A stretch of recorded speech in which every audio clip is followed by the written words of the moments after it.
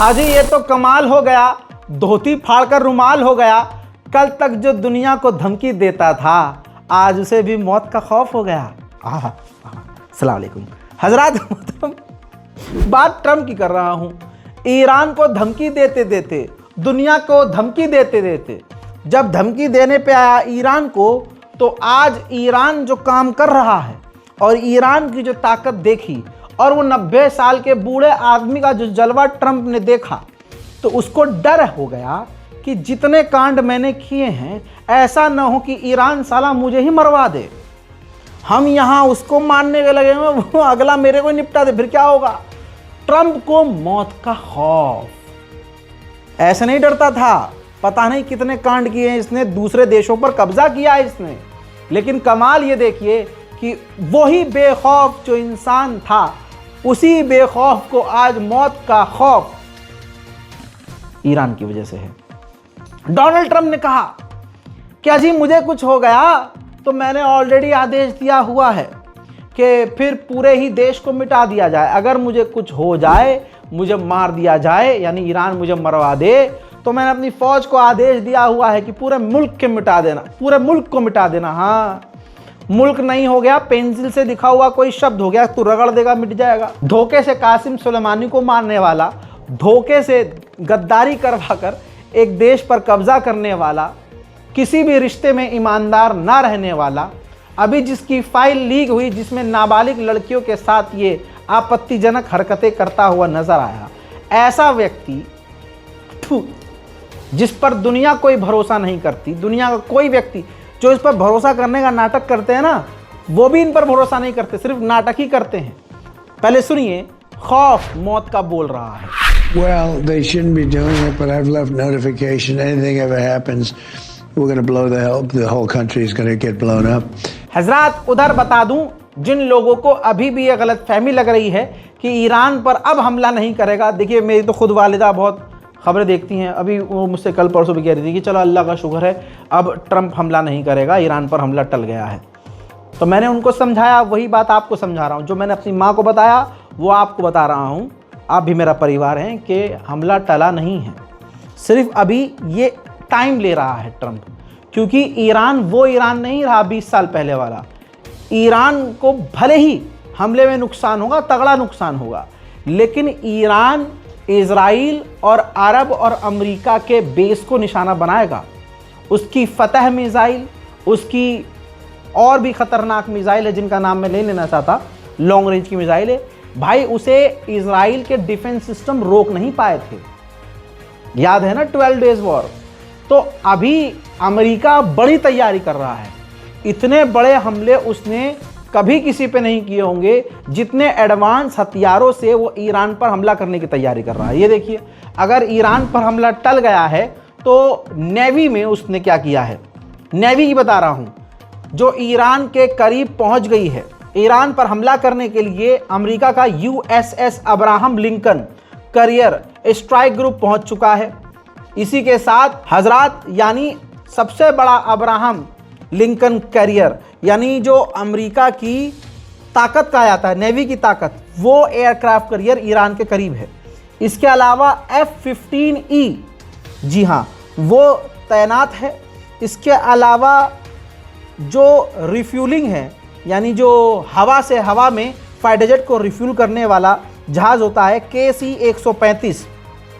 इसके अलावा C-17 global master 3 cargo aircraft. इसके अलावा M1 Abraham tank, M2 fighter vehicles, और इसके अलावा electronic advance group launcher system, counter drone weapon और user laser guided 70 mm rocket, और 30,000 अमरीकी फ़ौज ऑलरेडी तैनात हो चुके हैं। और सेंटोम पूरी तरह से जो मिडिल ईस्ट का अमेरिका का जो फ़ौज का पूरा ग्रुप है वो इस वक्त तेज़ी से ईरान की तरफ बढ़ रहा है। तो ये बात कहना कि नहीं ईरान पर हमला बिल्कुल टल चुका है, ये बेवकूफ़ी होगी।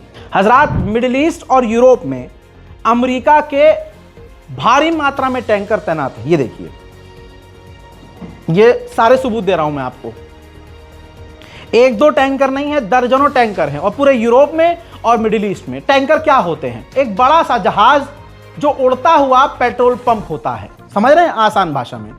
ये उड़ते हुए फाइटर जेट को रिफ्यूल करता है। तो पूरे यूरोप और मिडिल ईस्ट में ये टैंकर तैनात हैं, यानी अमेरिका का फाइटर जेट जहां मर्जी से जाकर ईरान पर बमबारी करे और जहां मर्जी से वो ईंधन भर सकता है। यानी जो तैयारी है अमेरिका की वो खतरनाक है। डोनाल्ड ट्रंप ने शुरू में कहा कि जब उसने हमला टाला, जब उसको एहसास हुआ कि मैं पूरी ताकत से हमला नहीं कर सकता और अरब बीच में कूद गए थे कि भैया मत करो हमला वरना हम पर ईरान हमला करेगा, तो ट्रंप ने कहा कि कल वो जिसको फांसी देने वाले थे वो टाल दिया, एक व्यक्ति का नाम लेके। फिर उसके बाद ट्रंप ने कहा कि 400 लोगों को फांसी टाल दी गई। फिर उसके बाद ट्रंप ने कहा कि 600 लोगों को फांसी टाली गई।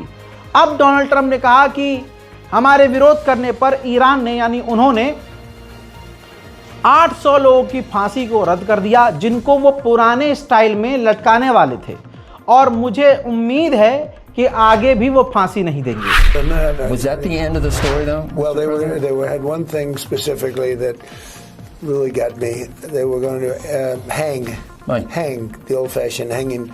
They were going to hang 837 people on Thursday, and I told them you can't do that. If you do that, it's going to be bad. I don't want to go exactly what I said, but nasty.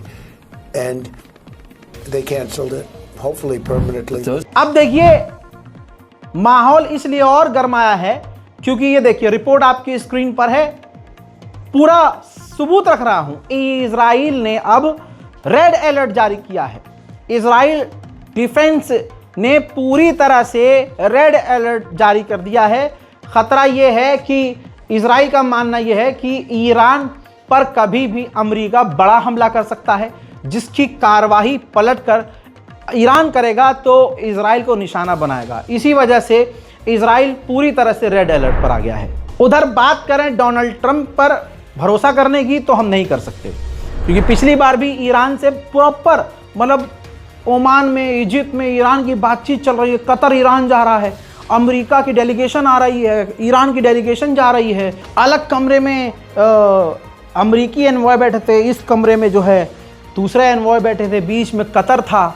अलग अलग कमरे में Qatar के official जो है, मुझे आज भी याद है, कतर के ऑफिशियल जो हैं पहले अमेरिका के एनवॉय के सामने जाते थे, उनकी शर्तें लेते थे, फिर वो तीसरे कमरे में आते थे जहां ईरान के एम्बेसडर और ईरान के एनवॉय बैठते थे। बस पूरा ड्रामा चल रहा था और इसी ड्रामे के बीच, पूरा ड्रामा था, ड्रामे के बीच जो है अमेरिका ने हमला कर दिया।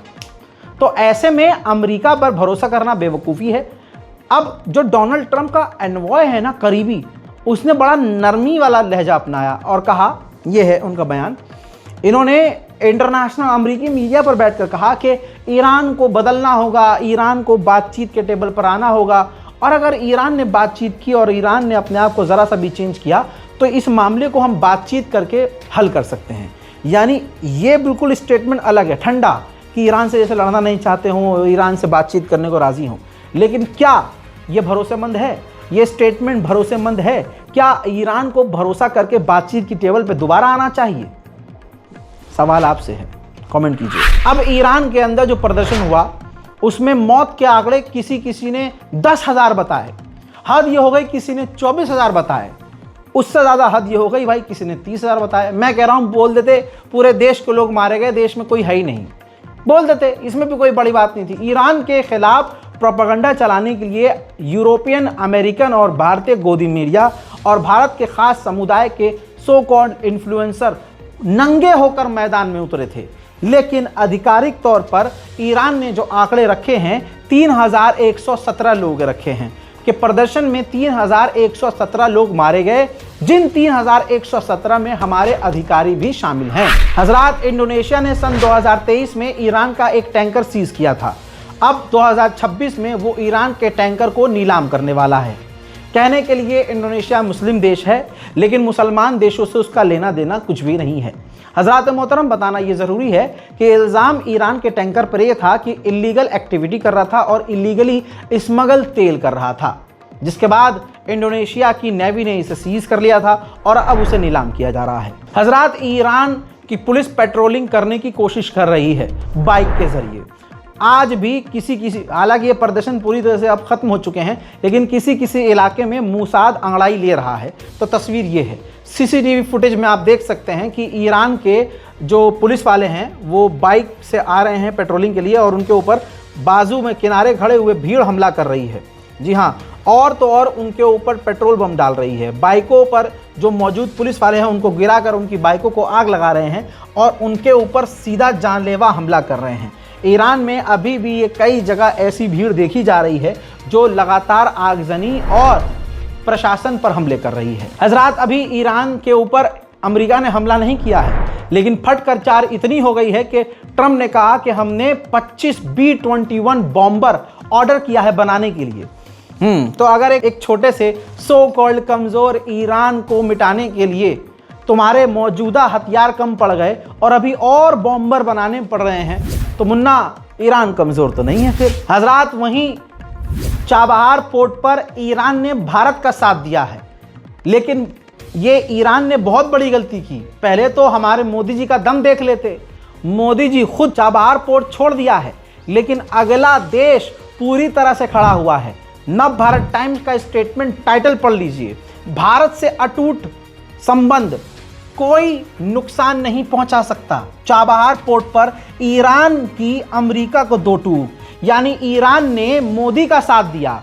मोदी तो हलक सुखाकर वहां से भाग आए, चाबहार पोर्ट ही छोड़ दिया, लेकिन चाबहार पर पूरा साथ मोदी सरकार का दिया है ईरान ने और धमकी दी है, खुला अमेरिका को कह दिया है कि तुम्हारी दादागिरी नहीं चल सकती।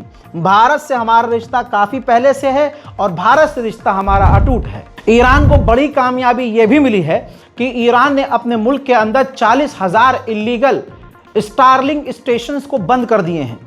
स्टारलिंक के ये स्टेशंस बहुत बड़े नहीं थे, वो जो छतरी होती है जिससे आपका घर का डिश टीवी चल रहा होता है, वो छतरी छोटी सी और छोटी होती है, इतनी बड़ी होती है, मतलब समझ लीजिए कि आपके हथेली से थोड़ी सी बड़ी है ना।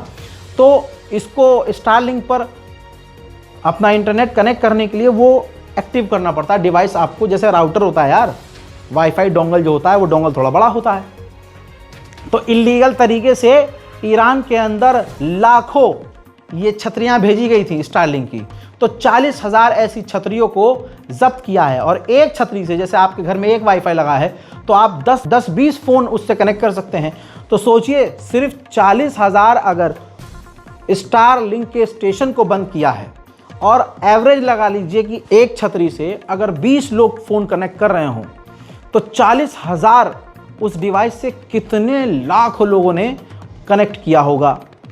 तो ये एक बड़ी कामयाबी ईरान को मिली है और स्टारलिंक का घमंड टूटा है एलन मस्क का। उसको लगता था कि हमारी सैटेलाइट को कोई ब्लॉक नहीं कर सकता। पूरी दुनिया में ईरान पहला ऐसा देश बन चुका है जिसने एलन मस्क के स्टारलिंक सैटेलाइट को ही ब्लॉक कर दिया। मेरे दोस्तों, ईरान ने स्टेट टीवी के जरिए, तस्वीर देख लीजिए, जारी की हैं बहुत खतरनाक तस्वीरें। IRIB ने ये जारी की तस्वीर है जिसमें कुरान पाक, मस्जिद, बस और पब्लिक जगहें, इमाम बारगाहें सब जलकर राख हुई दिखाई गई हैं। अब आप खुद देखिए, ये तस्वीरें आपको देखकर लग रहा है कि ये प्रदर्शनकारी थे।